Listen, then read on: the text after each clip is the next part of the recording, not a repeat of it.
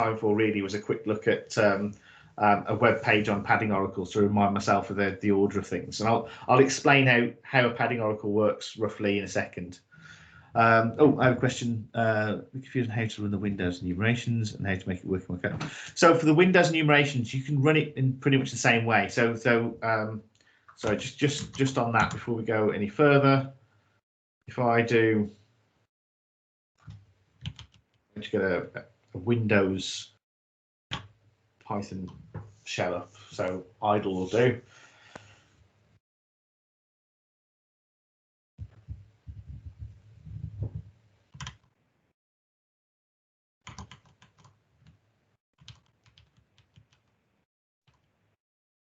On.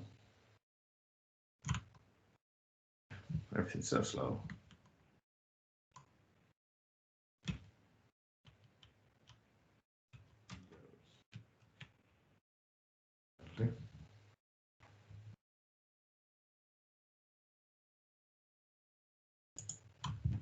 I'm just going to steal whatever someone else is doing. It's just the same. I mean, these aren't things you have to reinvent for coursework. I think I've made that fairly clear. You're not being asked to invent new enumeration techniques, just to automate them.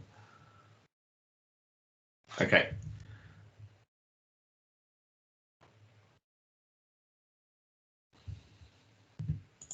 Oh, it's in Python as well. Probably shouldn't necessarily use this one, but so yeah.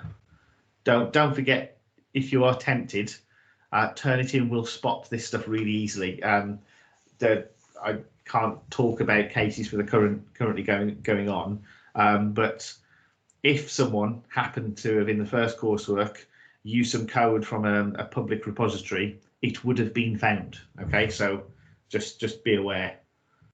So let's just see what they actually want to run. So they're running, what commands they're running. James, sorry to interrupt you there. If we do use a code from a repository, if we reference it, is that still okay? Yes. That obviously you don't get the marks for that code. You know, if it is directly from the repo and you said that's where it's from, that's okay. But you've got to show some code to get marks for. You can't just import other people's. So when it comes to actually implementing this stuff, I would suggest that's not the place to be doing it. If you've got boilerplate stuff, or someone's got a really cool thing that will grab output from any given command and use it, then that's just like using the kind of stuff I give you. That's not a problem, right? So you know, if there's something there, you know, say where it's from, but you know, you can use that. Yeah, not a problem. But if you're not sure as well, come and talk to us. You know, you got plenty of time to ask us questions. Oh dear, come on.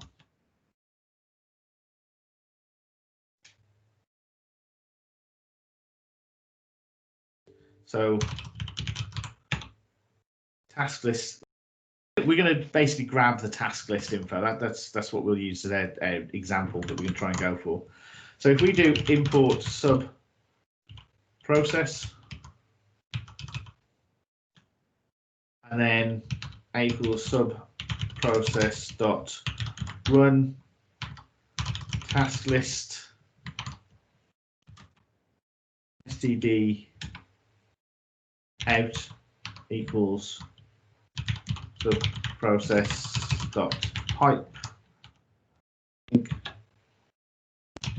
So we've got our output and you can see it's got all its stuff, and we can do a dot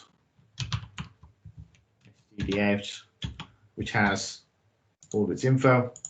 So that's just the bit that's there. Look, we can then split that if we wanted to. So we could say lines equals a dot std out dot split on new line. Oh, let's make it a string first. Sorry, byte string at the moment. Isn't it? Dot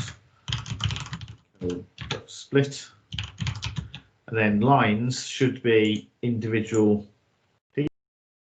Yep, so you can see it's separated by the thing, and then we can do I don't know, for I in lines. I'll just do the first 10 for now, so we can actually see them as output, because this shell is that squeezed text thing is just so it doesn't go off the screen, and then you'd look at it inside a separate viewer. But I'm just going to do the first 10 lines so it's a bit easy to see.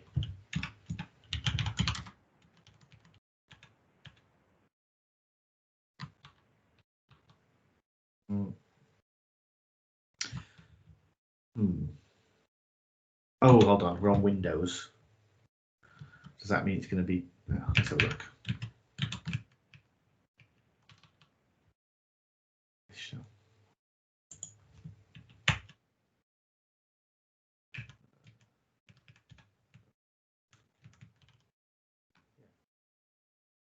Lines equals a.std out, decode, split, multiple statements. What?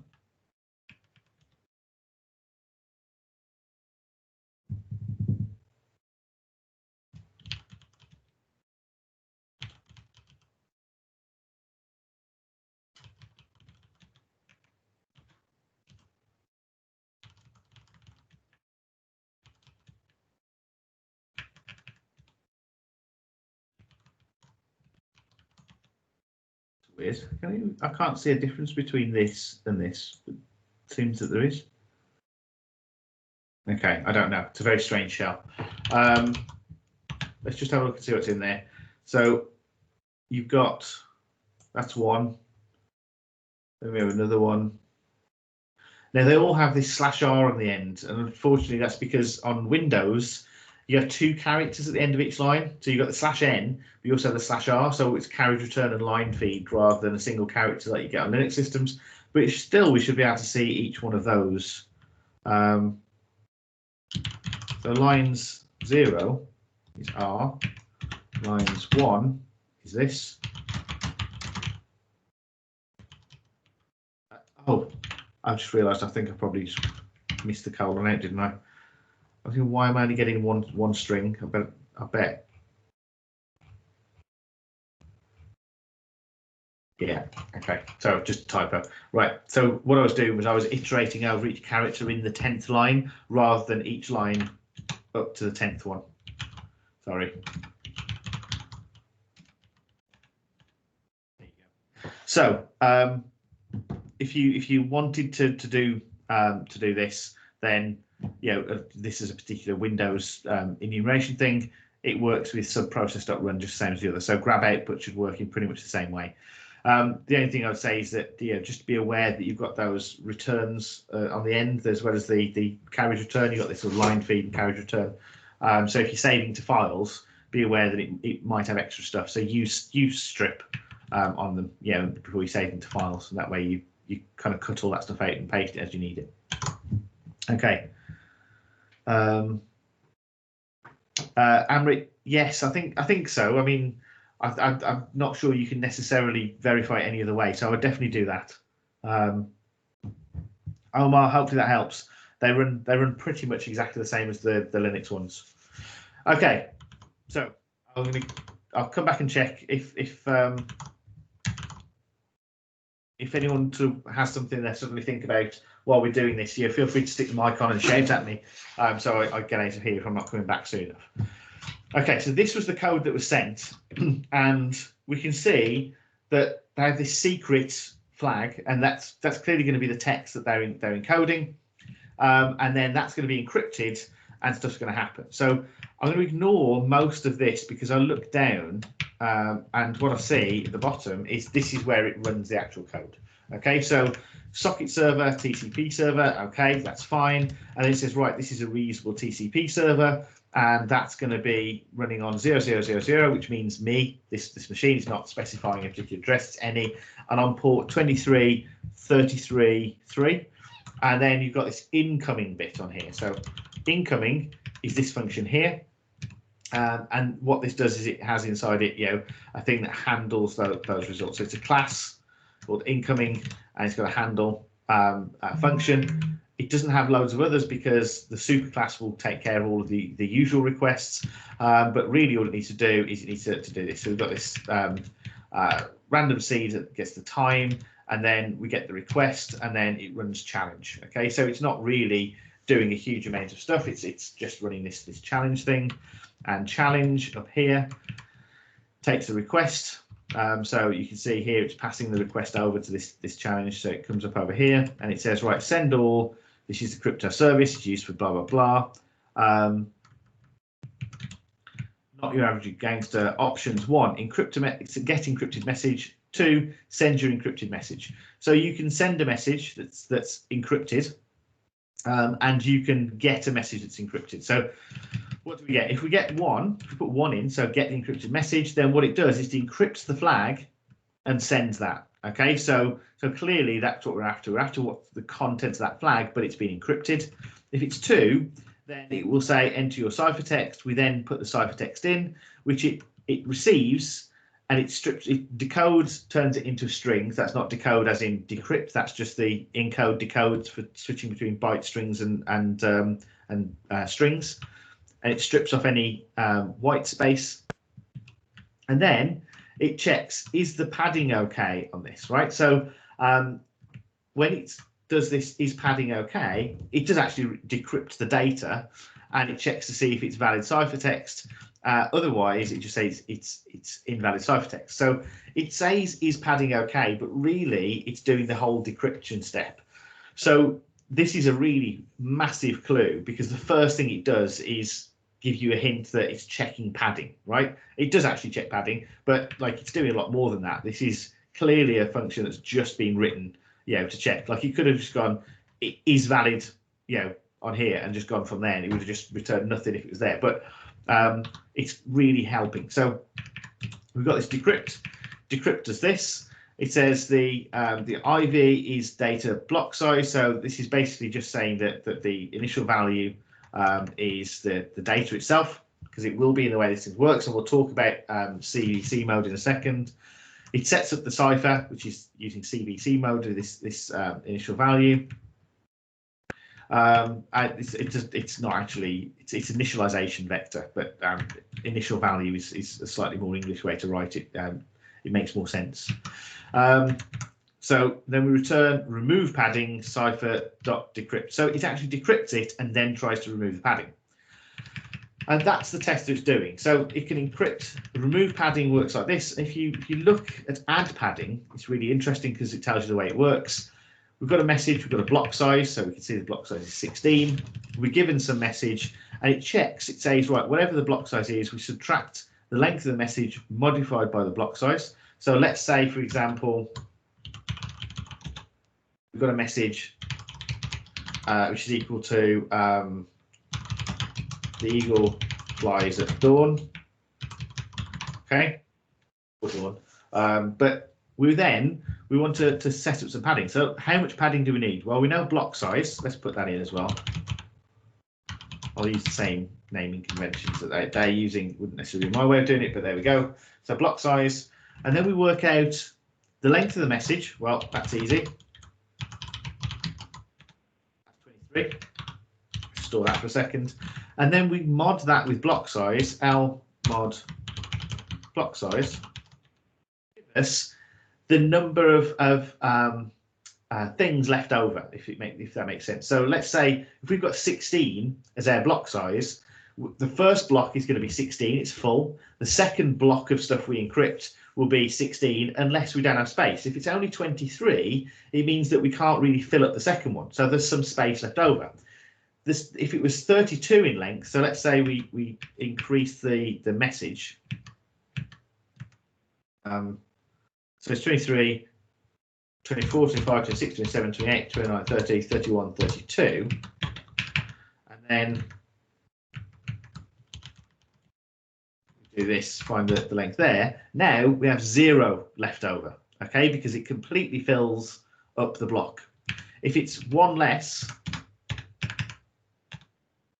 then it says that we've got a padding of 15, because we now have 1 less thing over. So there's, we've got a final length of 15. We've got padding of 15. So we've got a 16, that's a full block. And then we don't have any more full blocks. We've got 15 left over on the end, okay? And we need to pad that to make it up to 16. So what this is doing, pad length, is block size minus this. So 16 minus 15 gives us 1.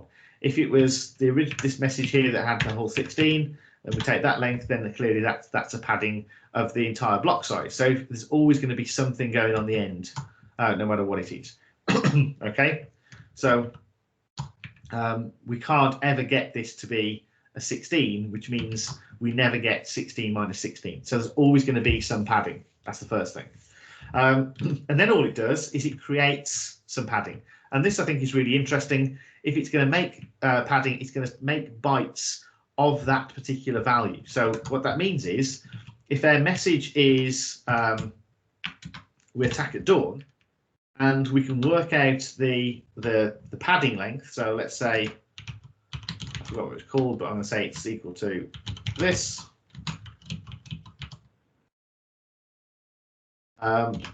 Yeah, block size minus, oh my goodness, block size minus the length of the message mod block size. Then our pad length is equal to 9. And so what it does, it's going to make a byte string that's equal to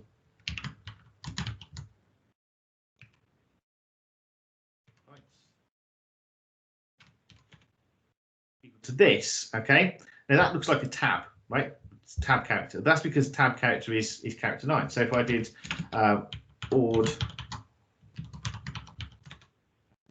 you see that is 9. So it's the byte number 9, and then it multiplies that by the pad length. So that times pad length.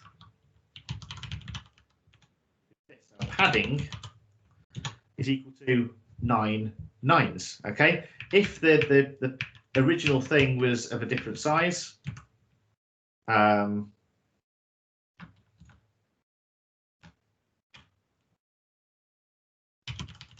eagle sleeps. I have no idea what the secret message really is going to be. So the padding then is going to be, let's find the pad length. So that's the block size minus the length of the message. So that's now 16. So that's our maximum. That was nice. And then the padding itself equal to, well, they're showing it in a different base, so it's actually in hex, which is 10, but that's in binary. That's 16, 16, 16, and it's 16 of them. All right, so that's really handy.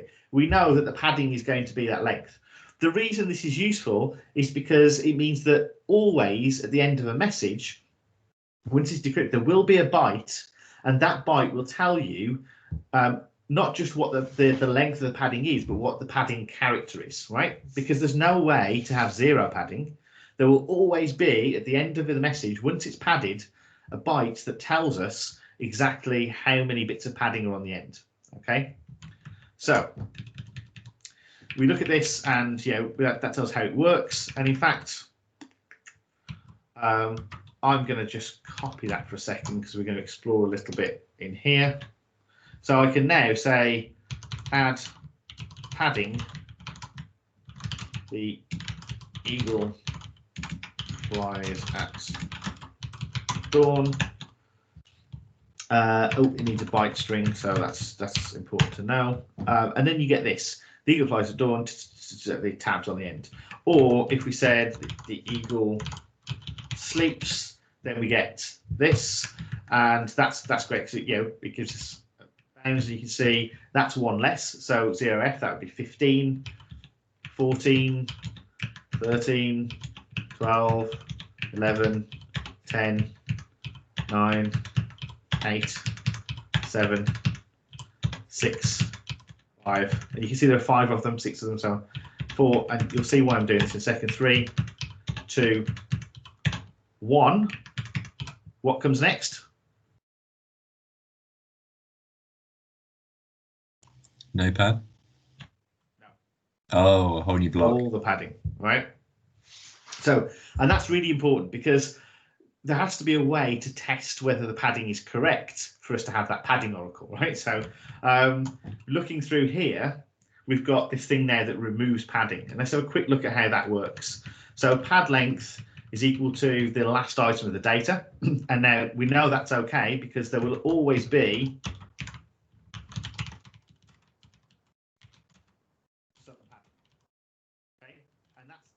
because you know that you're not accidentally going to end up with no padding, and then the data, the bit at the end that's got the data in, is of course going to be an actual data byte, and how do you know? Because it could just be that you need that much padding and blah blah blah.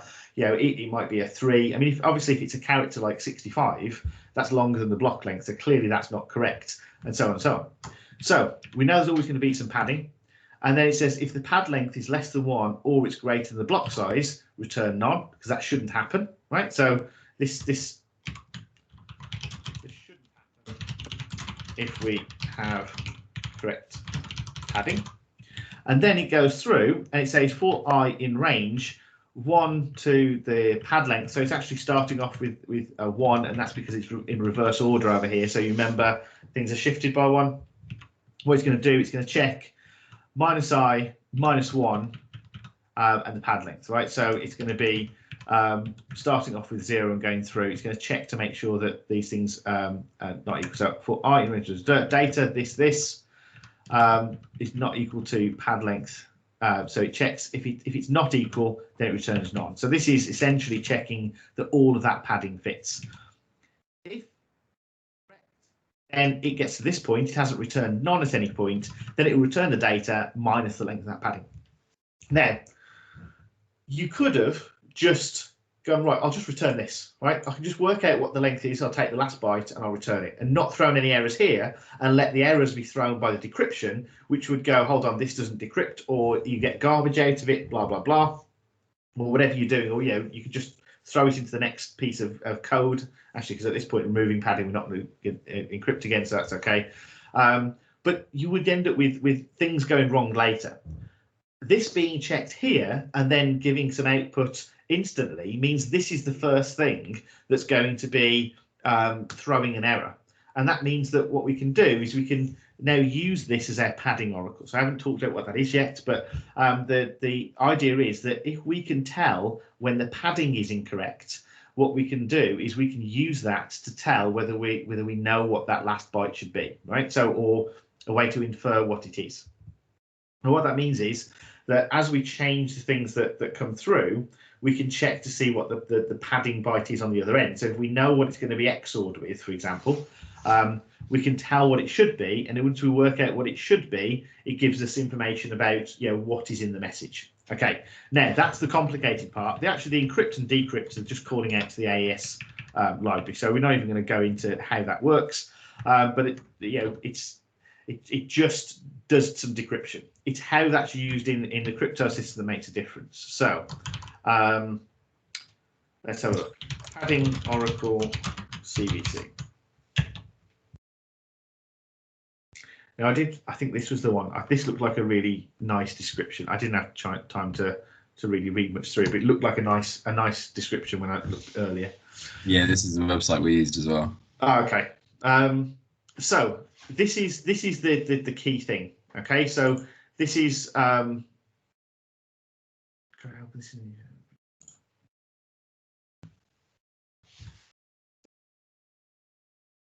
the encryption first, just to explain it. I think the Wikipedia.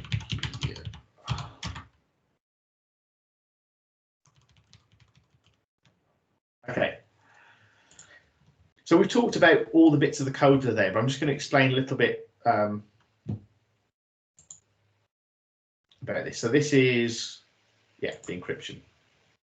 Okay, so what we're looking at here is how this works. So the Cypher blockchaining is a way to encrypt a whole bunch of text in blocks, right? So the key is going to be the thing that you use to set up the encryption, and then we use to encrypt each of the parts.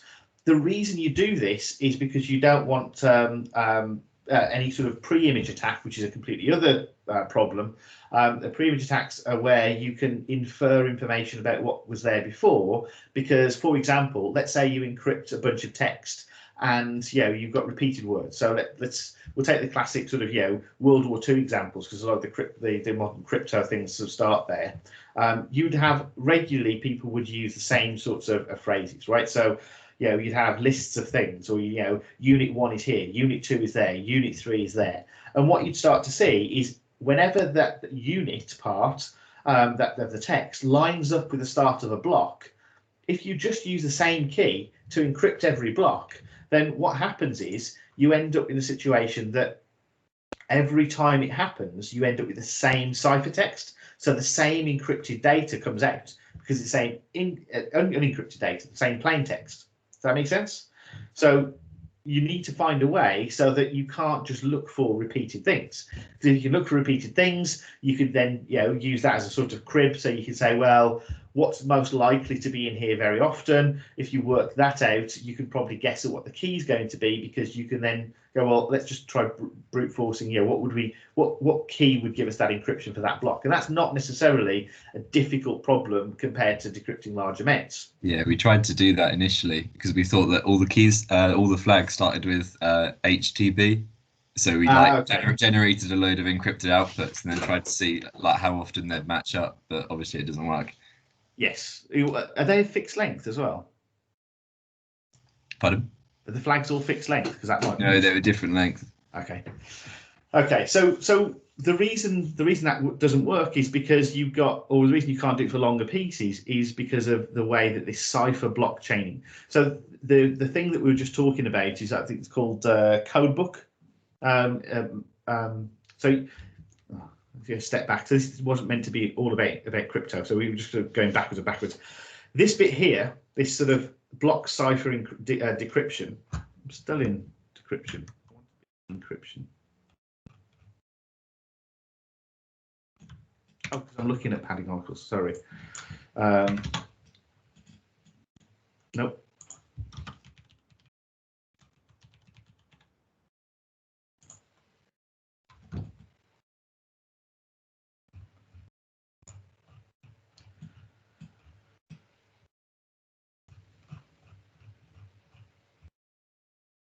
There we go. There we go.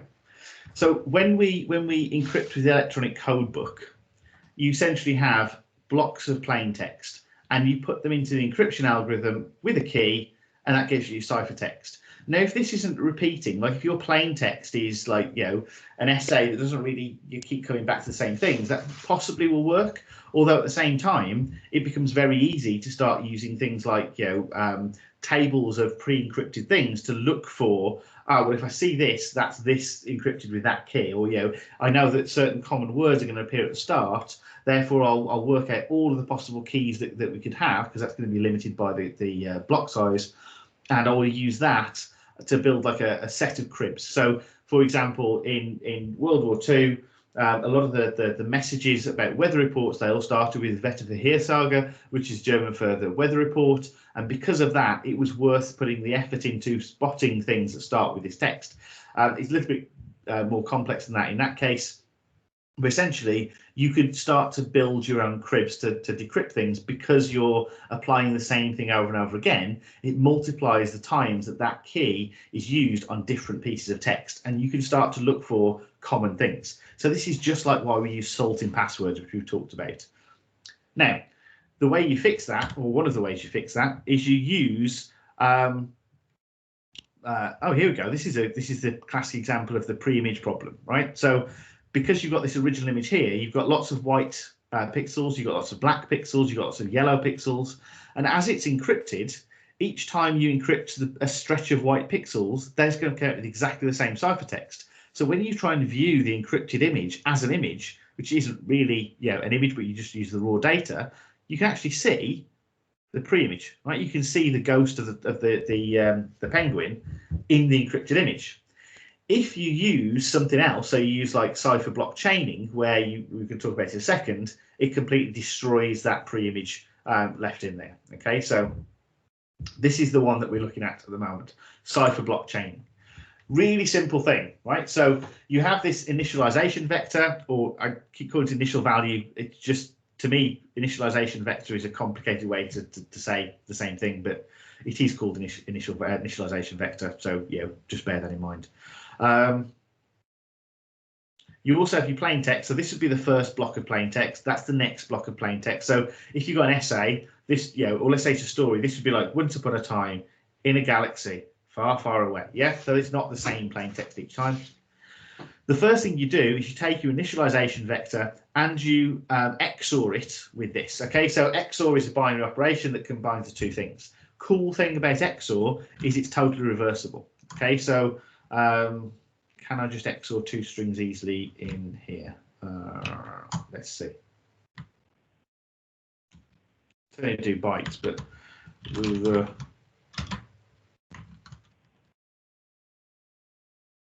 no. Let's do a quick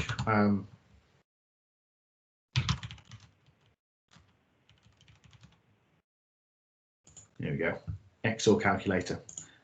So I'm going to put in ASCII into this. So I'm going to say a long time ago, and then in here I'm going to put this. So this would be our first bit of cipher plain text, and this would be our initialization vector. So this might be just some random string, or it could be something that you start off with, some known starting point. It actually doesn't matter that much at this point. But so let's say that this is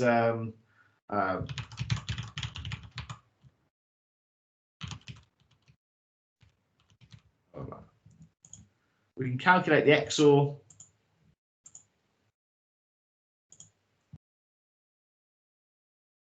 You get this. Actually, I'm going to have to put it in hexadecimal because we're not necessarily going to get printable characters. But what you get is this. Okay. So it's a shame that doesn't convert it. What I'm going to do is I'm going to put this into base 10 and this into base 10. We'll have to do it without text just to make this a little bit easier. So decimal base 10. So I'm going to say it's 10 minus 900, 20, 21, 345, 12. And then I'm going to have the same amount of numbers over here. So I'm going to go for 1, 12, 9. I'm not good at random numbers, am I? I've used all of those already. 55, 8, 37, 62, 1, 2, 3, 4, 5, 6, 7, 1, 2. Yeah, it's the same number. 2, 3. Calculate the XOR, and you get this thing out of it. Okay. Oh, it's just using individual things, so it's literally base 10 per thing. Okay, let's go with that one. All right. So you can see there, that's the XOR of those two numbers, right? So what's happening is you take the bits for both of them and you do an exclusive OR. So an exclusive OR, you take each of the pairs of bits. If you've got a 1 in either place, like the value A or value B, then you get a 1 out. If you have a 0 in both places, you get a 1 out. If you have a 1 in both places, you get a 0 out. Okay, so it's one or the other, but not both. That's the meaning of the exclusive OR. And it gets you this. Now, let's say this is our plain text, and this is our known initialization vector, and this is the XOR. We can reverse this to find that part. Okay, so all we do is we need to just swap around where these things are. So we'll take this one, and we'll replace it for the one that we don't know. So let's take that and put it there and calculate the XOR, and what we get out of it is the original number. So it's a reversible operation. Okay. I promise that when we do crypto in detail, we'll do this a lot more slowly, and building up from basic crypto to slightly more advanced things like this. But we're sort of going for the quick route, the hacker's route, rather than the cryptanalyst route. So that's that operation. We have this initialization vector. It gets XOR'd with the plain text, and this is why we need it. So it's got something to be XOR'd with. And then we use the key for the cipher, which enciphers that, and then we get the ciphertext out. Now, if we wanted to get back to the plain text, if we had nothing on the right-hand side, this was just the only block that we'd got, then we take the ciphertext, we decrypt it with the key, we XOR it with the initialization vector, which is a known thing, it's not a secret, and we get the plain text back out. Okay, so the key was the secret, not this initialization vector.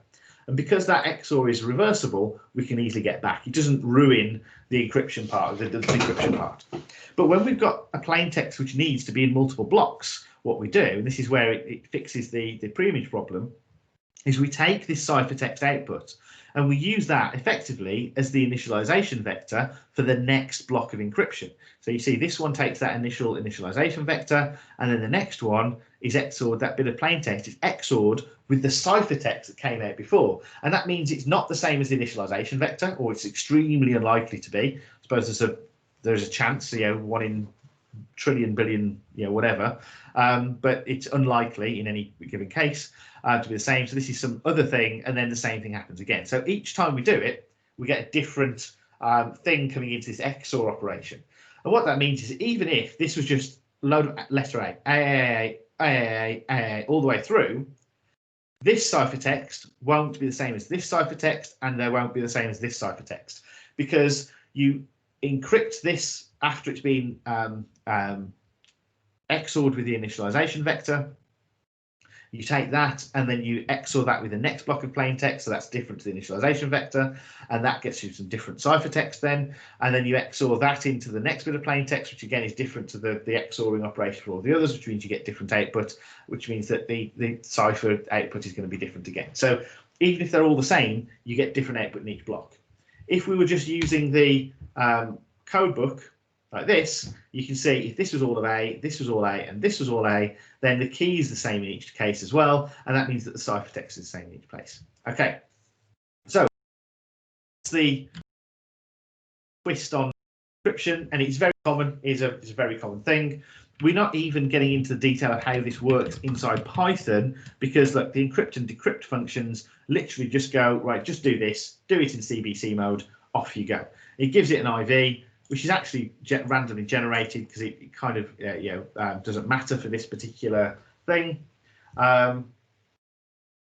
because it's just some random stuff. It's actually sticking it on the end by the looks of it.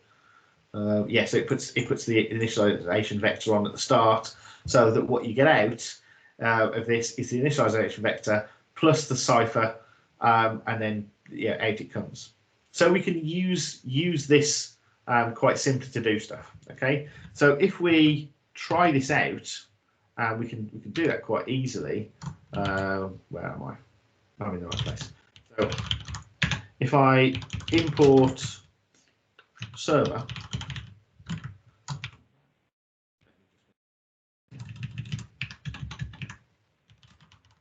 I don't want to actually run a server. I just want to get access to the functions for now. So that's why we do this. This is when this kind of stuff becomes really important. If name equals main, without that, import server would have started the server. I don't want it to do that, but I still want it to do it when I run the code, but not when I just import it somewhere else. You can host it and use Netcat as well. Okay. We'll absolutely do that shortly. It's just we're going to explore it. But you can easily run. I did have to make sure why crypto.cipher input is. Why is that not working? Python 3.6. I've had this running, so why?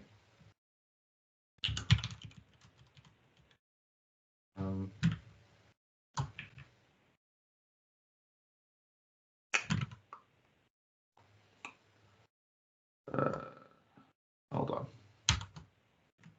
I've run it once. To make sure that I could actually make it work. Otherwise there'd be no point. Maybe. No, where did I put it? Yeah.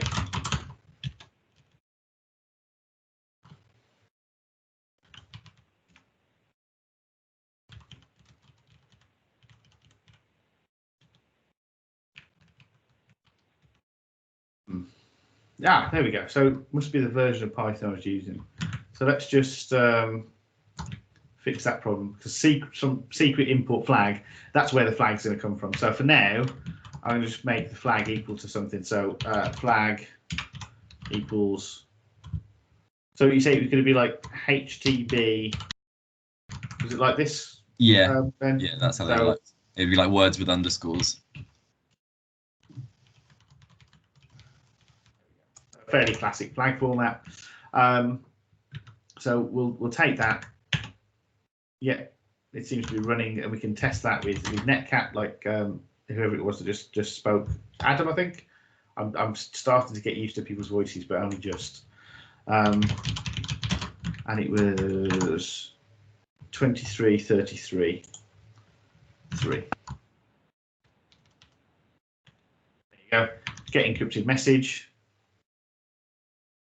She didn't get anything out of that, but we'll see why shortly. I think I know why, but that's not really the issue right now. I don't want to run it like that. I want to import server. There we go. So whatever version of Python I was running inside the thing didn't have the same libraries installed. So that's all. I was in a virtual environment. Okay, so let's look at what we've got. We've got quite literally an encrypt and give it a message. We don't even have to work out what the initial value is because it's in there. We can do this just to test stuff out. So import server. Oh no, they use tabs. What horrible people.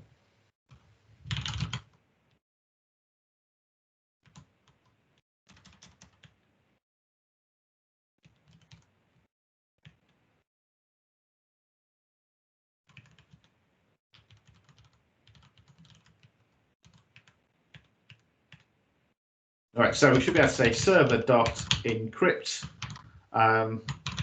We'll go with their thing again. The eagle flies at dawn, and we get this stuff out. Now, what we get here, or we get an error, but the first thing we get is a byte string which contains this. Now, the reason I said I think I know what the problem is before is that I think everything needs to be byte strings that go into this. So let's just make the flag a byte string. And I'll bet this will now run properly. Yeah, it does. Okay. And same thing here. We'll just make sure that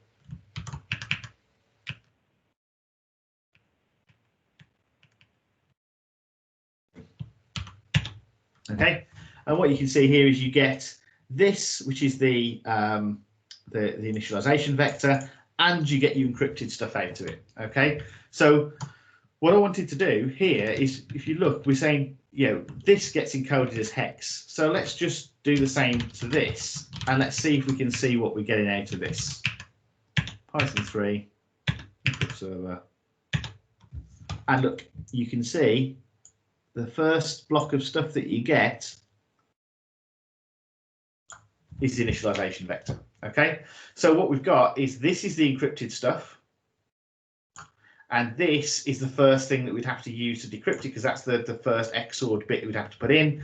So when we look in the decrypt, you can see it pulls out the first block size, so it's going to be 16 bytes, and then it passes in the key, which it knows because it's something that's set up, you know, when this server runs. So it's actually, you know, made up each time. And then it goes through each of these. We could set this to be something that's not random, but you know, it actually kind of doesn't matter. We might change that in a bit just for testing, but really, as long as it's the same key being used for both parts, it doesn't really matter. Okay, so that's handy to know, and it just you know, confirms our understanding of what's there. One of the things that we can do as well is we can try the server flies at dawn, and we can try the server flies at dawn. Actually, do you know what? I'm going to just for a second place this so that we can actually, just while we're testing some stuff out, we can keep the initialization vector the same, because it's sort of, again, it's randomly generated. So it doesn't matter if it's fixed at this point, because, you know, we'll just make sure we use whatever the random one is. We know we can get it if we need to, but it does help us to just explore a little bit what's going on. So if I encrypt this and then I encrypt it again, we should get the same thing, whereas previously we'd have ended up with two separate things. So if you look, server encrypt the eagle flies at dawn and the eagle flies at dawn, they're different because they have different initialization vectors, which is generally good, because you don't want to be able to tell necessarily whether the message is sent the same each time. It helps to stop replay attacks because you can check to make sure it's not the same thing. You can, you know, have a counter initialization vector, but it doesn't do any of those, so we might as well have it fixed, and we can look at it a little bit in detail. So here's the thing. Notice when I change the eagle flies at dawn, we get this different output. Okay, so all I've changed is one character. We've said that the initialization vector is no longer going to change, and you can see that, look, initialization vector is here, and you can see that that goes up to there, which means this is the output that we've got. And I'm just going to copy that for a second. Put it to scratch buffer. And I'm going to do the same thing with this one.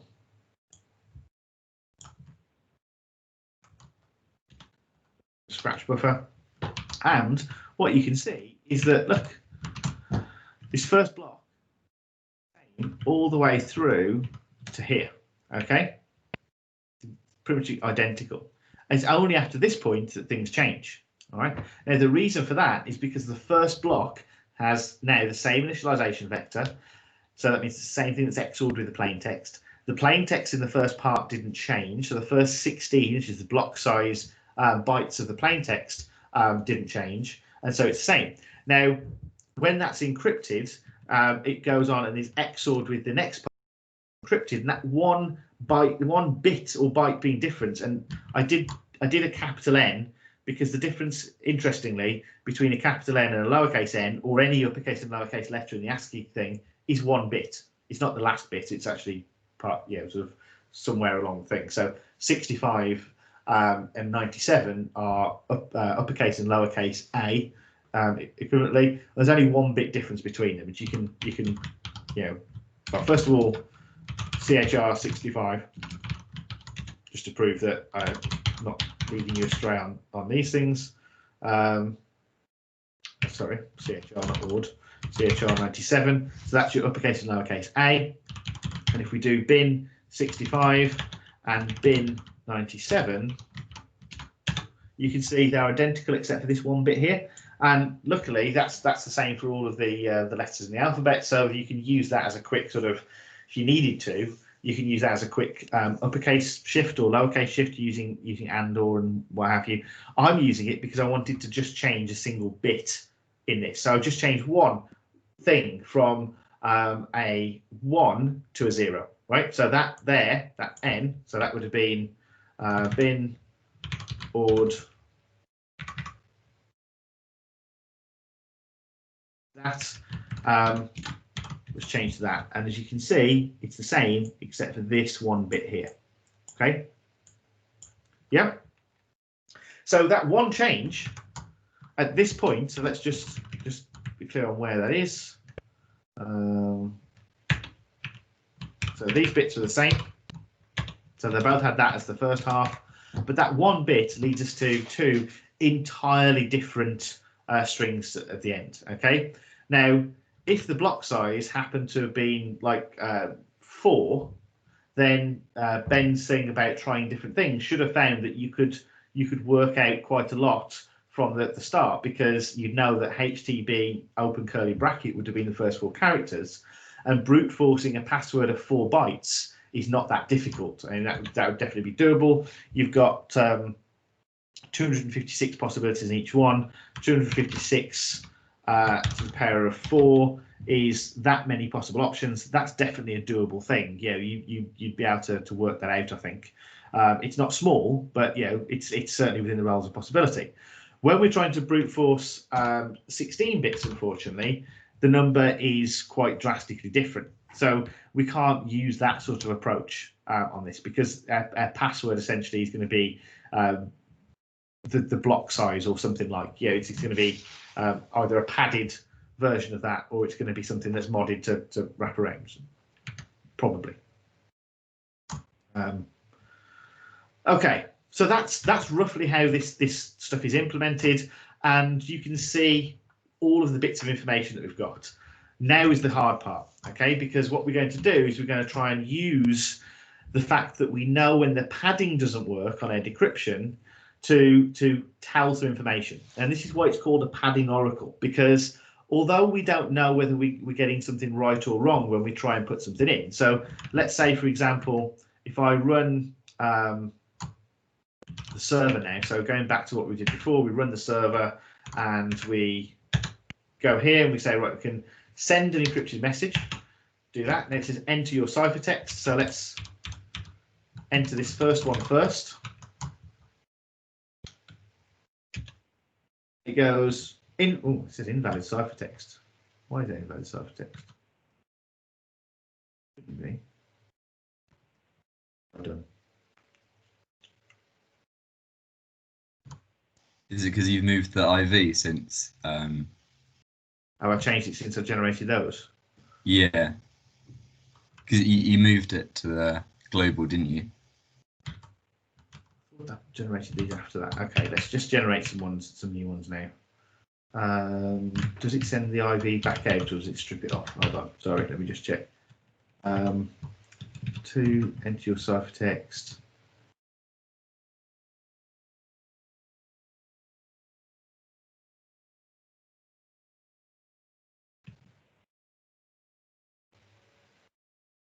Yeah, should be hex.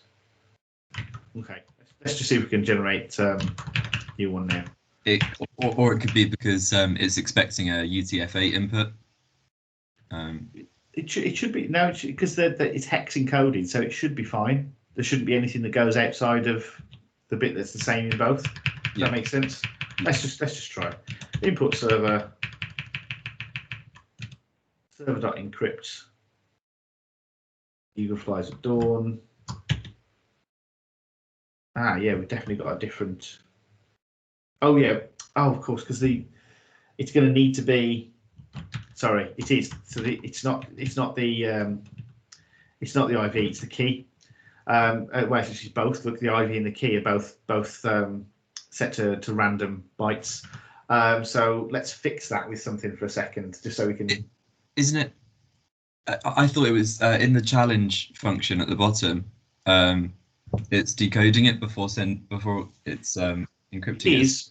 It is, but it's decoding it to turn it from a byte string, because that's what will come across the network into a string. So it's not doing anything. The only reason it says UTF-8 is because it's basically saying, look, expect any kind of text, but then turn it into a string of that sort. So it's going to encode into or decode into UTF-8.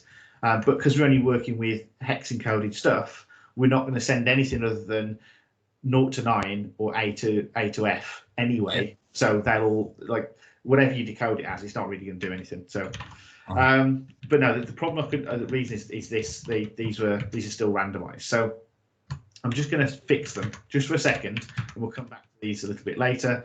So byte string that is of length 16. The block size is whatever AES block size is. Let's go and find out what that is. It's also 16. I'm pretty sure it's 16, James. I think it probably is, but I'm going to check.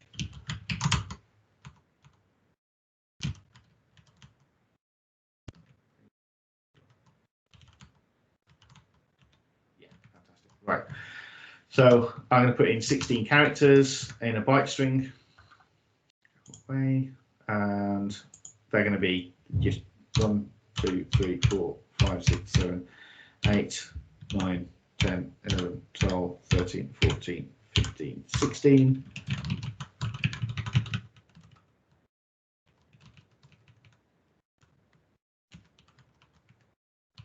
They don't have to be the same. I'm just being lazy. In fact, I'm going to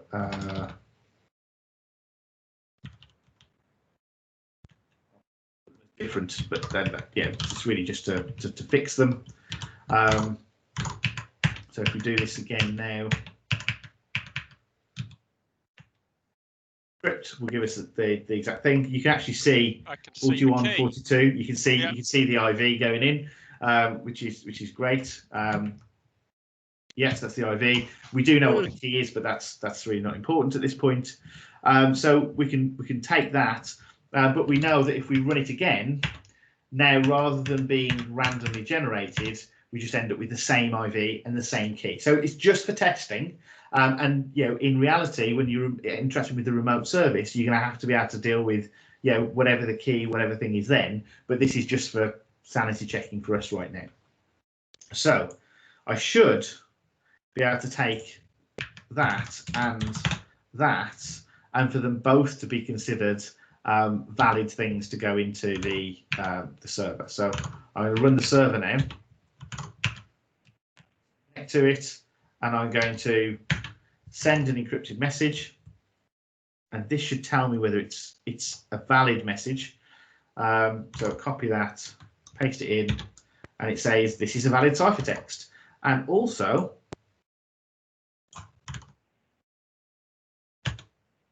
that doesn't work. Let's try again. So 2 this one, which you can see is not the same as the previous one. So that was stop stealing focus.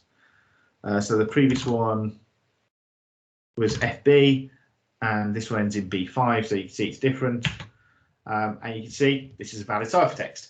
Okay, so what do we know? Well, we know how the thing works, how it puts the stuff together. We know that the chaining of these things means that the input of one goes to the other. And also, if we get one little bit of this wrong, then it probably won't come out to be a valid message because of the way these things work. It's going to mess up the padding on the end, which needs to be correct. Otherwise, it's going to tell us, no, that isn't correct. Okay, so let's send an encrypted message. And this time we're going to send a very slightly corrupted version. So a 6 instead of a 5. And look, invalid ciphertext. Okay, so it tells us, no, that isn't possibly right. Okay, now we have all the parts that we need, hopefully, to understand what's going on with this. Okay, so this talks about how the padding works.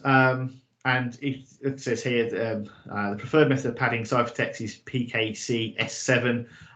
So the value of each padded byte is the same as the number of bytes being added. Exactly what we were looking at. Okay, so 12 characters, you pad it with 4444 because that's what you need to get up to 16. You need 4 bytes, so make them 4, and that way you can check. If it's 15, it's this. If it's exactly 16, you get an entire extra block of 16. Okay, so this is.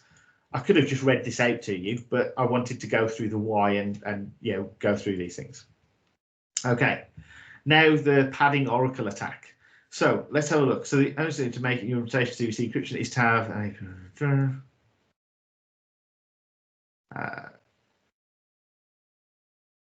here we go. So what they've got here is that they've set this up to have some sort of output, like a 200 or 500. And this is this using this particular library. So a particular version of AES implemented on whatever this is. And when this doesn't work, they send a different value depending on whether it gives plain text with valid padding or if it doesn't. Okay, so if you get something that goes in, it's valid, then you get some information, and if not, you get a different piece of information. And that's your padding oracle. That's all that means. Okay, so if you try to put something in and the padding doesn't work once you decrypt it, then it goes, no, that doesn't work. That information is enough for you to start using that information to work out what the characters should be. Okay, so here we go. So this is this thing about intermediate state. So when we're decrypting, you've got this block of ciphertext here, and what comes out of it, what comes out of this is XORed with that ciphertext in the next block. So this is our first block, and this is our second. So let's say we've only got 2, which actually is a really good case, because it's kind of like what we're working with now. When you decrypt, you've got to reverse the process. So you take the last block. Okay, so that, remember when we were looking in here, that's the second half of what we've got here. So we should have 16 of these things. So if we go across, what's the Emacs for where am I?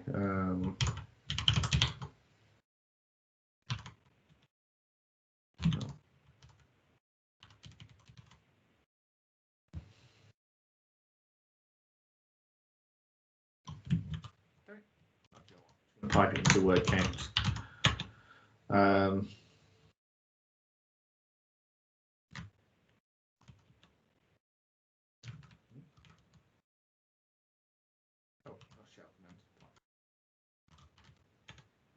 So that says 64. The reason it says 64 is because each one of these is 2 bytes here representing a single byte in hex. Okay, so if you went through and put the spaces in, you can see that's 9E, that's CF, that's this. Okay, so the 0 is obviously 00, 255 is FF, and that's the maximum you put in a byte. So when we go across here and we see there are 64 characters, that's 32 pairs of characters, so 32 bytes encoded as hex, which is 2 blocks. So what you can do is you can go across to the halfway point, which handily should be the point at which these 2 things diverge. So there, actually they diverge slightly after because that first byte's the same, but that's first part of the first part rather than anything serious. So A and A5, they're actually two separate bytes, even though the first character of them looks the same. And what you can see is we have effectively C1, C2, and in the alternative ciphertext, C1 and C2. Okay, so here C1 and C2. So what we're looking at is modified versions of C2. So when we decrypt C2, we first of all use the key, which is a secret, but if you're the person doing the decrypting, you need to know it. So, this is internally at the moment. You put that into the decryption along with the ciphertext, and that gives you this intermediate state. That's that first bit decrypted. Then it gets XORed with the C1 ciphertext to get the plain text out. Okay, so this intermediate state here, we call this I2, so it's the intermediate state for ciphertext 2. So what's going to happen? The key will be used with this to decrypt what it is, and then that needs to be XORed with the previous ciphertext. So that would be this. From the outside, remember, we know C2 is known to an external person, and this is known to an external person. The secret is this one. Okay, at the moment, really, this is the only secret that we've got because it's what you use to get to this secret. Okay, so this bit here, this plain text for block 2, if we know this part and we know this part, we can get to this part. Okay, and that's what we're after. So we're looking for a way to get to that. I'm just going to tab back to Teams and make sure someone other than Dan's still there. Yeah, okay, that's good. He's gone very quiet. Right, so the attack works, I'm reading this out now, by calculating the intermediate state of the decryption for each ciphertext. This is the state of a ciphertext block after being decrypted by the block cipher, but before being XORed, so this bit here. We do this by working up from the plain text rather than down through the block cipher, and don't have to worry about the key or even the type of algorithm used in the block cipher. Okay, so this is the symbol they're using for the XOR here. So just that's this operation. So I2 here is equal to C1 XORed with P2. Yeah, which we know because that's how we get there. Which means that P2 is equal to C1 XORed with I2. So plaintext 2 is equal to C1 and I2 XORed together. So remember earlier I said you can inverse it, which means that if I2 is this XORed with this, then we can swap that around. We can use, if we know any pair of these, we can calculate the other one. Yeah. And the way to calculate is just XOR. Like it's one of those great operations. It's not like, to reverse a multiplication, you do a division. XOR is reversed with XOR. If you XOR something with A and then you XOR it again with A, you get the original thing back. Okay. Right. So what's different on that diagram? That looks like the same diagram to me. They just know you're going to scroll down. Oh, okay. So just trying to be helpful. I felt like I was missing. Thank you. So let's see. Remember, I'm reading out for this part because I'm essentially going to read this to make sure I'm following through in the right way myself. So what we're going to do is we're going to essentially manipulate one of the bytes in our ciphertext. Okay, so we're going to send some ciphertext that we know, and we're going to manipulate one of the pieces until we can work out what the values are that come out of it to find out what the plain text might have been. Okay. Remember that we can pass any ciphertext and the server will tell us whether it decrypts to plain text with valid padding or not. Remember we did this over here. We sent some valid stuff. It's valid. We changed one little bit. I changed the 5 to a 6. So I essentially changed, well, that's not one bit change, is it, for that 5 to a 6? I should have done 5 to a 4. That would have been one bit change. But anyway, it doesn't matter. I changed a couple of bits. So we're going to send stuff in and use that value. So we exploit this by passing C1 prime or C1 altered with C2, where C1 is a sneakily chosen ciphertext block. C2 is the ciphertext block we're trying to decrypt, and C1 and C2 is the concatenation of the two things. So back over here, in order to work out this last byte here, this bit, this 58 on the end, It's not 58 because it's in hex. I'm going to modify C1 here so that I can work out what this might be. By changing this, which I know is XORed with the output, I can test these things out. Okay, so how do we do it? So that's a specially decrypted thing. So this is the modified plain text. So to begin with, we choose C1 1 to 15 to be random bytes. Okay, so it doesn't matter what goes in there, and C1 16 to be 0. Okay, so we zero it out. So essentially, we're going to pass in, doesn't matter what goes in the first part, but that bit's going to become 0. Okay, so that last byte is 0. And then you pass in C1 and C2, so that would be this into the server. All right, so that's what we're going to pass in. Okay, if the server says we have produced a plain text with valid padding, then we can be pretty sure that P216 must be 01. This would give us valid padding, right? So the thing that comes out, that this plain text must be something that matches up. So we've got zeros in there, and 1 is what comes out, because we've only changed one thing. Therefore, that padding on the end must be that. If the server comes back and tells their padding is invalid, then we just set it to 1 and then 2 and so on. Okay. So let's go back a little bit and construct something to test these things out. So luckily now we don't have randomly generated things, which means we can actually test some of these things first. I'm going to just run another version of this, so I've got the server running all the time.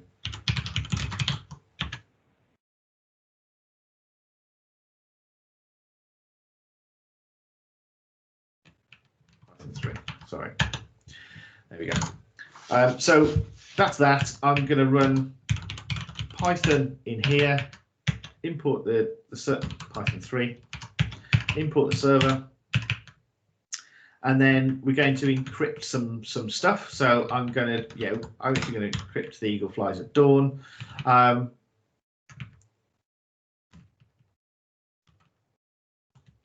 that. There it is. In fact, see what I'm going to do before I do that. I'm also going to get it to print out some information on the padding. Again, this is just for us to understand what's going on. So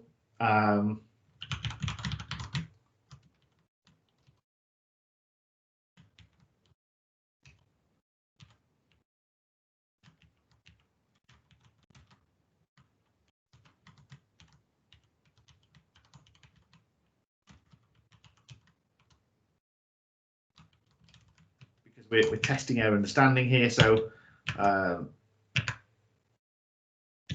in fact, I'm also going to restart the server because you'll actually see those output messages when we do stuff in there later as well. So if I do server.encrypt, we get this, and you can see that was padded with 9 bytes. Okay, so we know there's 9 nines at the end. Now you don't normally know this, but this is, again, we're just testing our understanding of what's going on with this stuff. Okay, so we've got our encrypted string here. We can take off the IV because we can see that that's the first 16 bytes.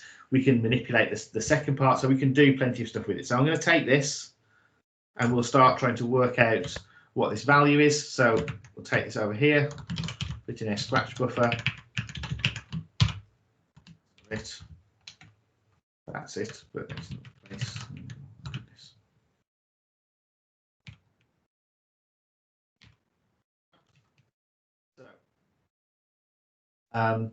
The IV is going to be 16 of these characters long, so actually 32 characters long. So I'm going to move to the right 32 and go like that, and then I'm going to do another 32 to the right and go like that to divide this up.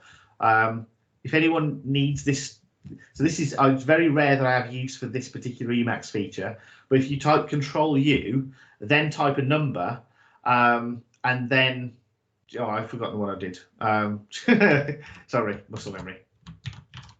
Yeah, so Control-U, type 32, and then press right. It does write 32 times. So Control-U, 32, right, press enter. Or if I said Control-U-A, I get 4 of those. If I do Control-U, 32A, I get 32 A's. Yeah, so whatever I do next, I get. So IV is this, C1 is this, C2 is this. Right. So what we're going to try and do is work out what this bit is in C2, which we know for this bit should be some padding. We know that that means that the last bit on there in the plain text should be the byte 9. Okay, so what do we do? So to begin with, we choose to be random bytes and C1 16 to be 0, 0. Okay, so let's make a C1 prime. Okay, C1 prime. Please stop. Is this? In weird ways.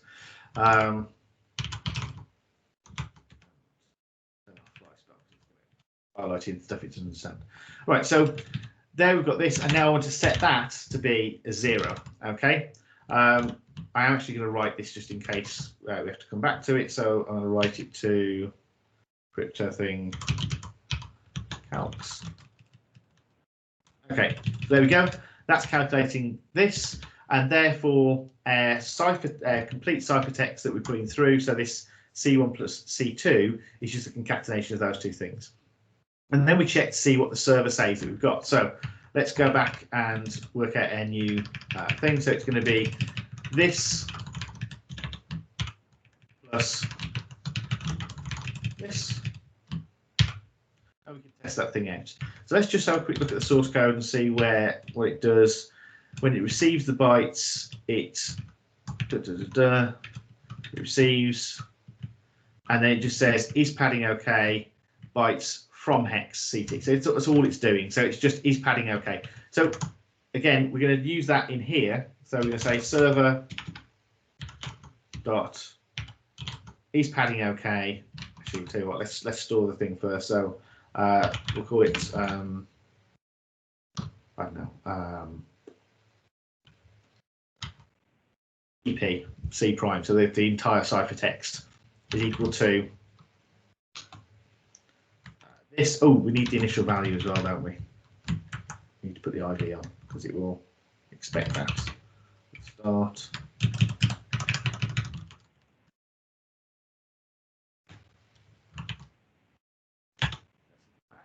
So you can see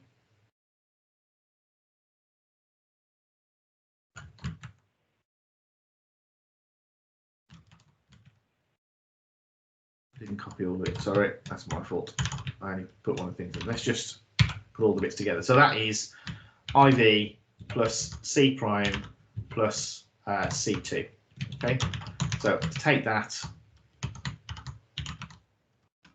put that in here. There we go. So you can, if you see, that's the same as this all the way through, except for we know the block size and we change one of these bytes to be 0. So you see this 5124, where's that got 5124 00 here, and the original one was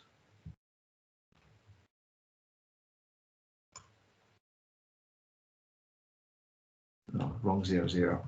Hold on. EB44. EB44. So then we've got this 0 on the end. EB44C. That's it. EB44C, and then the 00. When it was first produced, EB44C was E5. Okay, so you can see that's the bit we've changed. So all we've done is we've put that in. And what we want to do now is we want to do server.is padding okay CP, and then it's, I think they just used bytes.from hex. So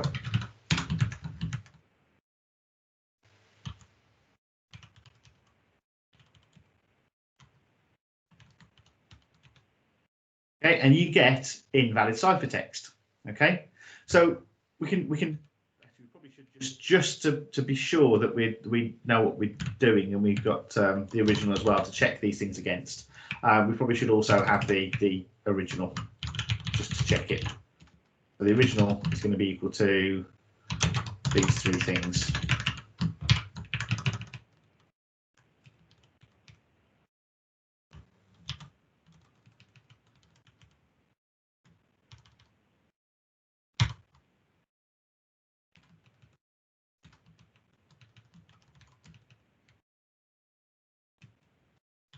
original equals that, and then we can just check that by just changing this bit to it.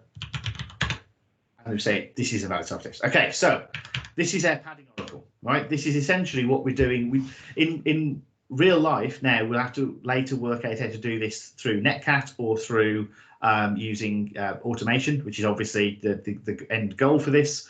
But in the meantime, we're testing this out. So this is our padding oracle, and that is what we get back from the server. Okay, so we're just speeding it up by not having to keep pasting stuff into a Netcat session. Okay, so that's invalid ciphertext. So what does this tell us? The server says we have produced a plain text with valid padding. We can produce short block. Okay. Of course, if the server comes back and tells us their padding is invalid, we set it to 01. Okay.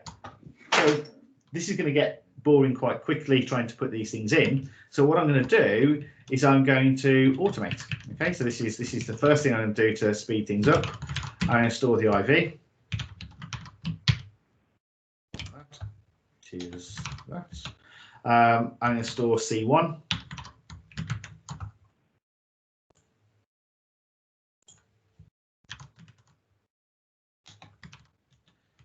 And store C2.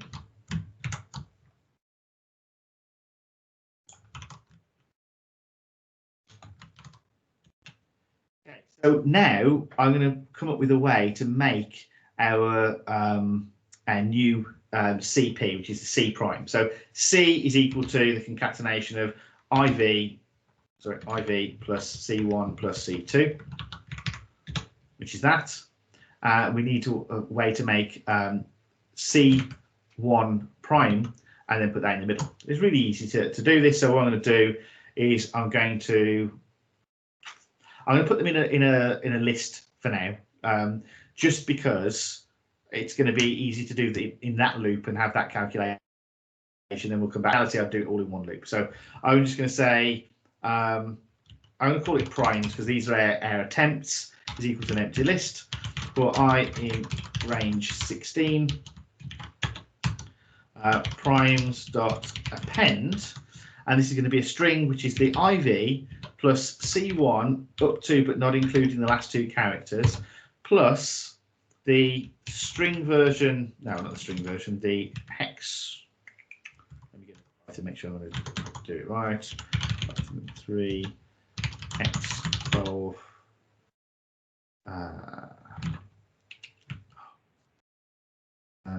From hex. Just dot hex on the end. So we do. I'll do 12 dot hex surely. No, it's got to be the byte 12. So and then hex bytes list. Yes. Okay. Sorry. So plus bytes. Whatever I is, so 0, 1, 2, 3, up to 15. We don't do it with 16. Bytes I dot hex plus C2. Yep. So this is C1. The last two bytes removed, and then that as a byte string. So whatever that is, converted to hex. It's in a list because it's a list of one thing. If you gave it more, it'd be a byte string that's longer.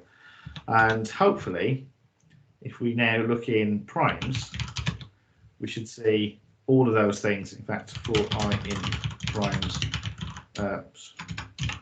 print I will lay them out nicely for us. You can see they're all the same except for, hopefully, 0, 0, 0, 1, 0, 2, 0, 3, all the way up to 15, 0F. Yeah. So that's what we're trying to decrypt, or we're attempting those things. And now we can try each of those with our padding oracle, right? So we can work out which one it is. So we're brute forcing this bit here, which is obviously the slowest part of the process. But as you'll see later, as soon as we get time to get to the end of this, you'll see that what we're decrypting, what we're brute forcing is a lot smaller than the millions and millions and millions that we saw earlier.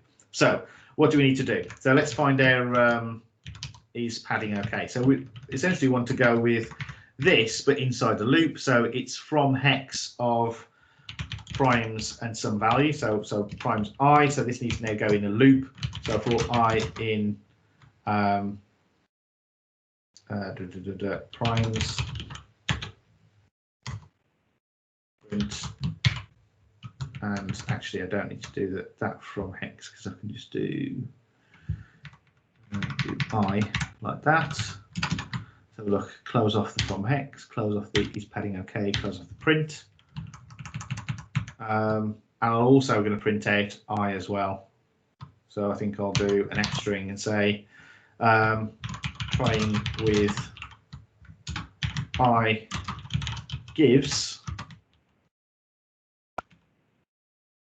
I think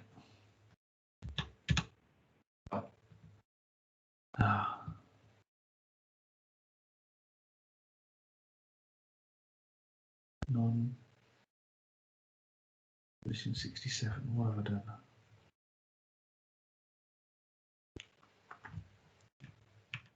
Yeah. It's going to be in the first one, so primes 0 at position 67. Wait, that doesn't work. How's it?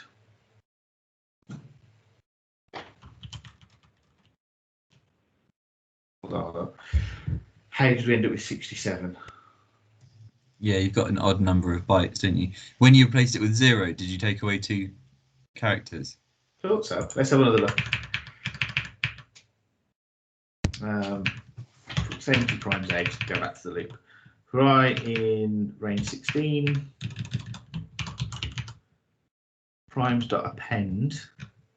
I mean, I might have just got the wrong thing. So C1 up to. Yeah. There we go. Thank you. Let's try let's just print them out first.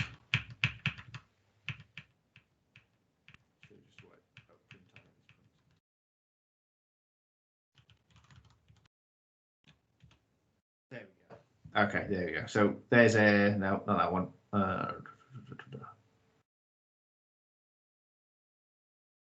Should be a 00 somewhere in there. There it is. There we go. That's better. That's better. So you can yeah, that's the 3 blocks. IV first 16. Yeah, there we go. That looks much better. Right. So for each one of those, now let's put them through a padding oracle. I might actually put a new line and a tab after that so that we can see them easy and it's not going to wrap around quite as badly. There you go. And I'm really hoping you get invalid ciphertext all the way through. Why? Or is that because you started off with valid, didn't you? So maybe there's only one. You started off with a valid ciphertext, didn't you? And then you've cycled through. Yes. So if there only was one, then you've already got it. Yes, but I thought we'd get the padding value out for the last one, so I've only got up to 16. I have to go up to 256. Hold on. Let's try clearing primes out because it's the bits that we're after, not the thing. But I thought we'd get it. But it's the ciphertext, so it doesn't necessarily mean to be bound by 16. So that was not the best way to have done it. Anyway, let's do it now. Range 255.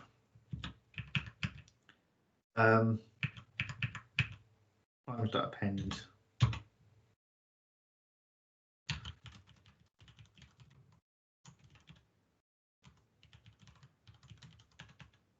Yeah, so now we've got them going up to FF, and we should find it. Yeah, sorry, because we're looking for what it comes out as with the XOR, not the plain text itself. So we have to.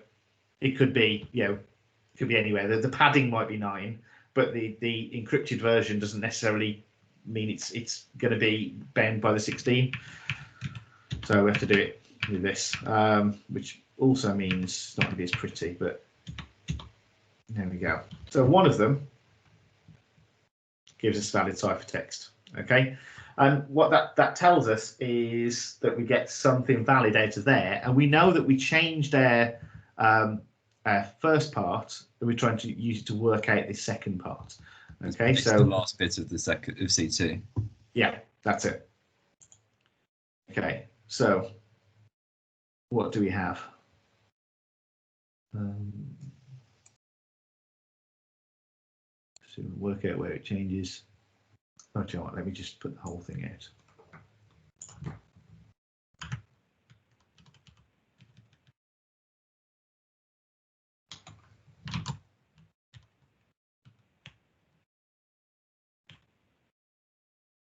So there you can see that we get this ED is what's giving us the valid result.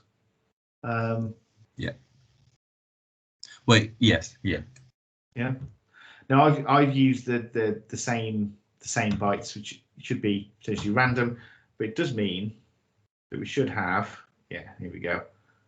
This one's also valid.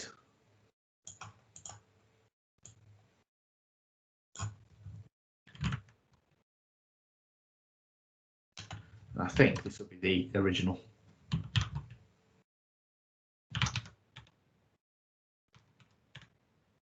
Yeah, it is. So that's the original one. So you can see both of these things give valid padding, which is going to tell us something about what's there. I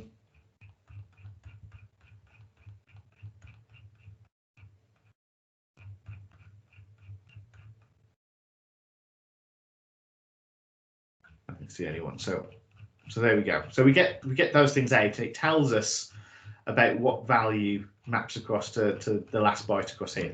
Now, and this is the bit where I need to look up what's going on. This bit is all fairly straightforward, if not a bit fiddly. But we choose so we try it till we hit the right one.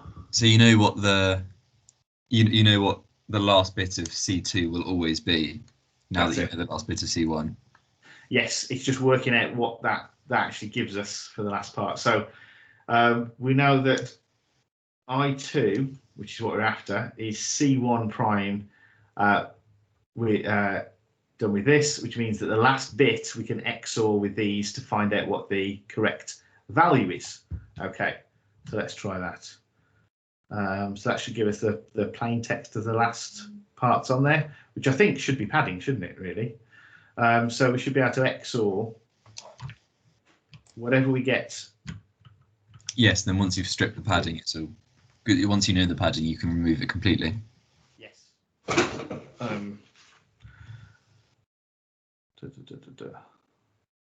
that gives it. I mean, that gives us a whole chunk of known plain text at that point.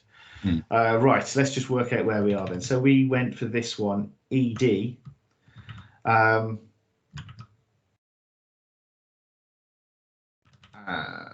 So ED was the C1. So ED was the correct byte. So let's put that in. Let's get Python back. And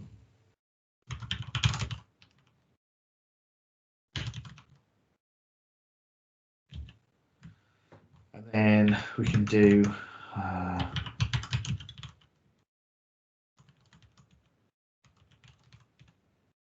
yeah, so that gives us that as this, and then we also that's C1, and then we need to switch things around. So we've got C1.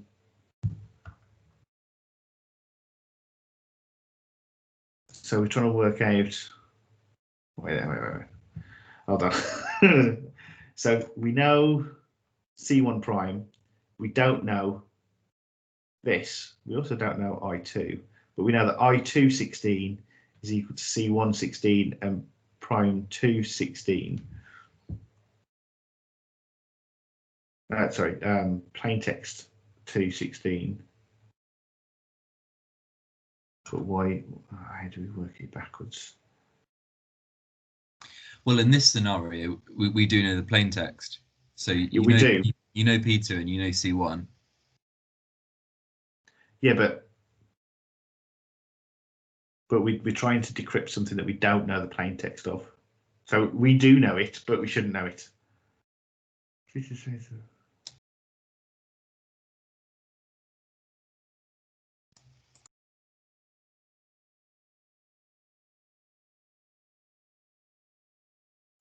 I'm missing a jump here somewhere.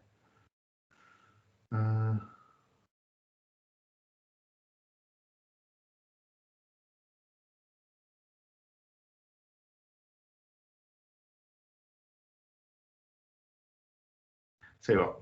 Let's go for a different description and see, because I think there's a jump that I'm missing.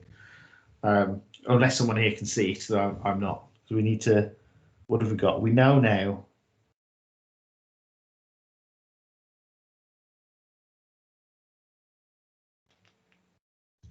Right.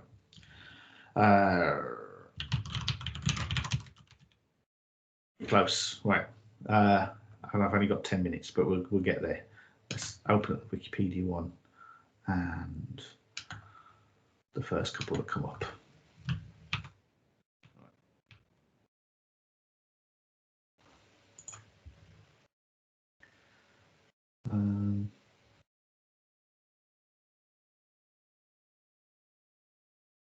Last byte of C1, yeah, sends this, the server then returns with. Actually, in this scenario, we are meant to know what the plain text is because we're putting it in. I know the actual flag itself we don't know, but for the padding oracle, we do know the plain text because we're putting it in to see if it's valid or not. But what's the use in us working out our own plain text? Because you can, if you know your plain text and you're passing that in, then you can work out what the pad is, and then once you've stripped the pad, you do something afterwards. But you know what I mean? Because the pad will. Oh no, it won't be the same because it could be a different string length. It's a different thing. But yeah, it's in this case we know what we put in, but what we're after is actually what they put in. So we've got two ciphertext blocks, and we want to try and decrypt the second one. So let's go 1 second. Let's see. We know that the actual value of that byte can only be. See, this is where I made the loop too short previously. We know the value can only be 0, 1, 2, 3 up to 15. It's got to be one of those. And so the attacker two. So the attacker changes to create a sends. So the server then returns whether or not the padding of the last decrypted block is correct. Why does it say equal to 1? No, if the padding is correct, the attacker knows that the last byte is 0, 1. Therefore. Well, I think it's just saying that if you put in 0, 1, then you know the last byte is equal to 0, 1.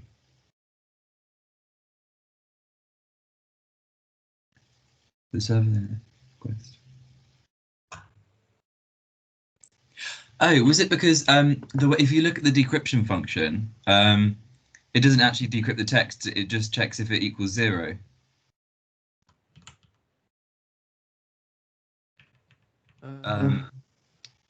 So look, it's padding out. Now it decrypts it first.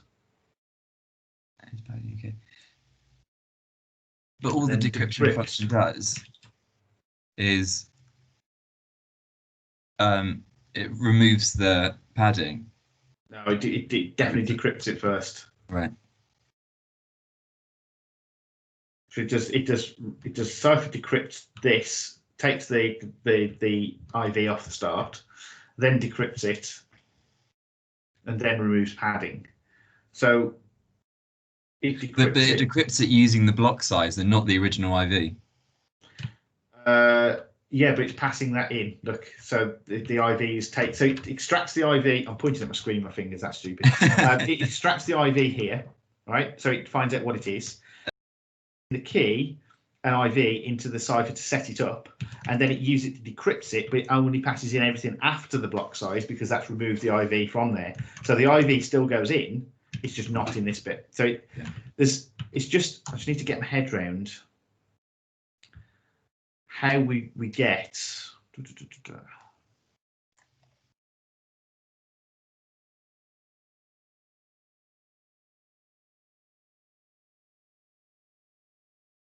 Okay, so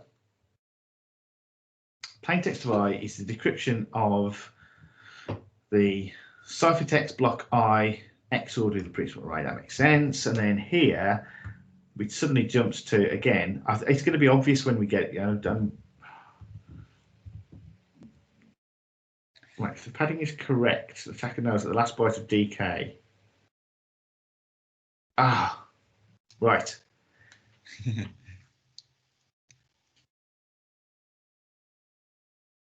we know that the last byte of the decrypted version XORed with this is 0, 1.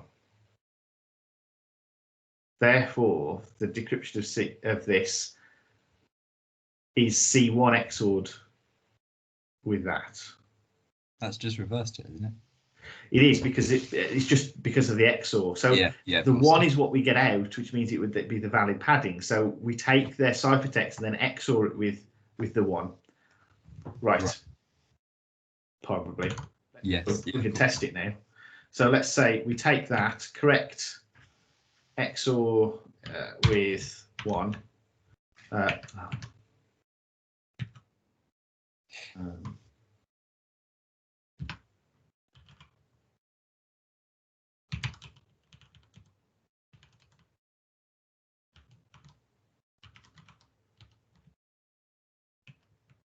Bytes from hex, bytes and bytes. Really? Really? It's Python 3 for you. Surely.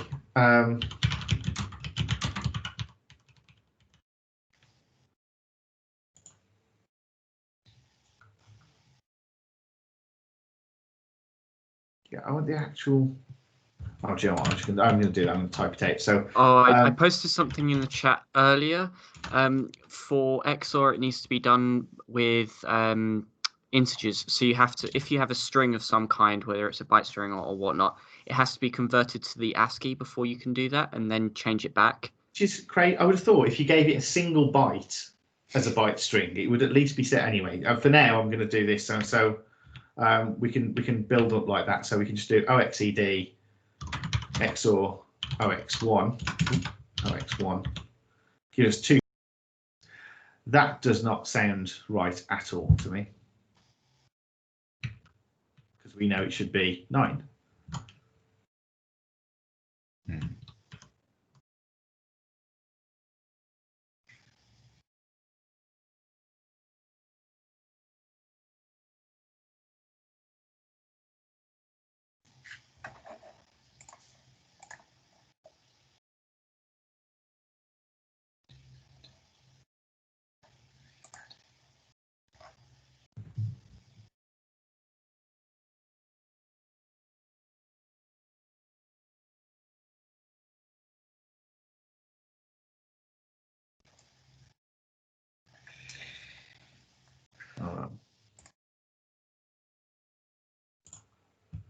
I feel like there's a jump that I'm missing.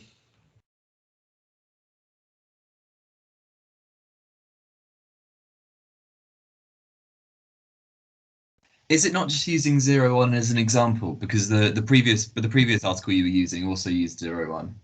But then I don't understand why it's 0, 1 and not something else. So this one suggests. Oh, I was slightly higher up. I think we're still on the do it again step, aren't we? Because we've only found 1 byte. Well, we haven't even found the plain text for that 1 byte. That's the annoying thing. Right, hold on. Manipulation ciphertext. Where's that here? We're going to choose C1 to be random bytes and C1 16 to be 0. And pass in the modified C1 and C2 to the server. If the server says we've produced a plain text with valid padding, we're pretty sure that P2 prime 16, that's the plain text, must be 01, as this would give us valid padding. But why? Maybe because is the padding length 1? But we don't know that. Wait, hold on, because if it's XORed with the 0,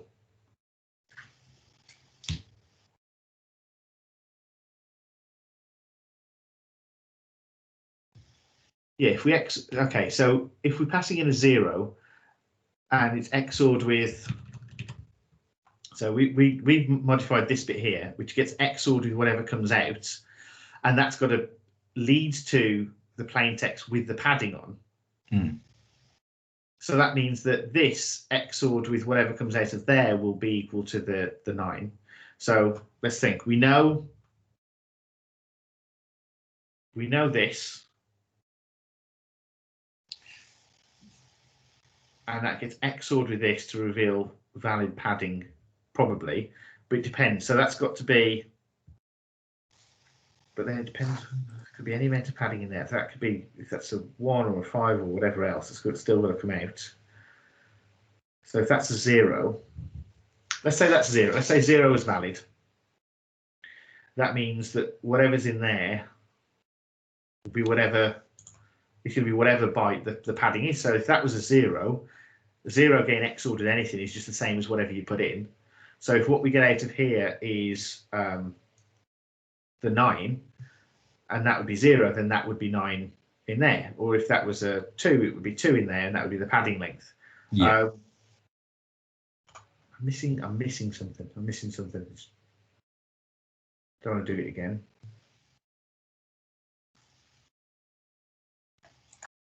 So plain text. All right.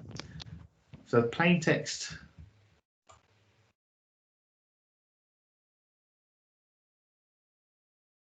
To 16 is equal to ciphertext 1 of 16 and I2 of 16, and they're found 95. Oh, is that it? So we need to XOR the thing with. So we've got 236. But then do we need the original C1, which is E5, isn't it?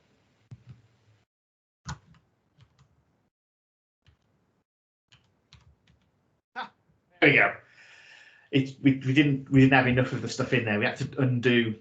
So because we know that they both come out to the same thing, we XOR them together to take them out. We have the original one and the one that we're working on. Yeah, okay. You see? And that gets us the 9. Okay. There we go. And that gets us 1 byte. So it's only taken how many hours? But that gets us a byte. And the rest is an exercise left up to you. Now, the step now is we know that. So we fix that part and we go back and we do the other. So we found the last byte filled in a C1 to produce something valid.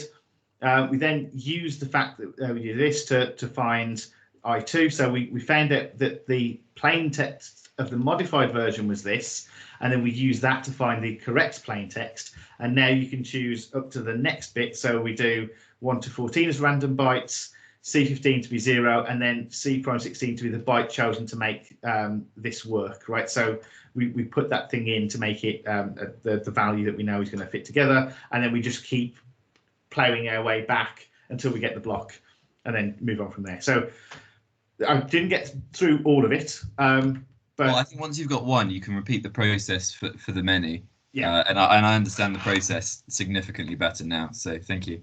Which is hopefully the point. I'm only 2 minutes over, and I've got to run to a board of study. So, I've got to run as well, but thanks, James. That was really interesting as well. I've got to speak to Owler. You guys, folks, I'll catch you later. Okay. So, see you whenever. But probably interesting. Did you grill them? Did you grill them about their Firefox compatibility? No, yet? not yet. We're gonna have words about. They've decided that I should add an extra half-hour coffee break before